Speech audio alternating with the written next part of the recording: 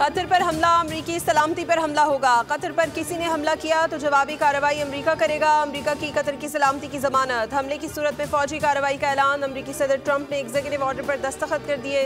तर्जुमान white house के मुताबिक Qatar पर किसी भी हमले को अमरीका पर हमला तस्वुर किया जाएगा। नेतन्याहू ने यकीन दहानी कराई है कि कतर पर दोबारा हमला नहीं किया जाएगा।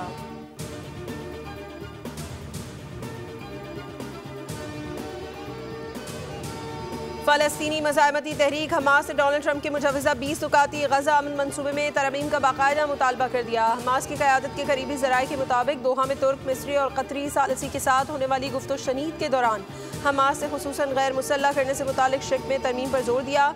हमास का मौक़िफ़ है कि इसराइल का मुकम्मल इनख़ला शामिल होना चाहिए और रहनुमाओं की मुल्क के अंदर या बाहर टारगेट किलिंग नहीं होगी। फ़लस्तीनी ज़राए का कहना है कि हमास ज़्यादा से ज़्यादा 2 या 3 दिन में रद्द अमल देगी।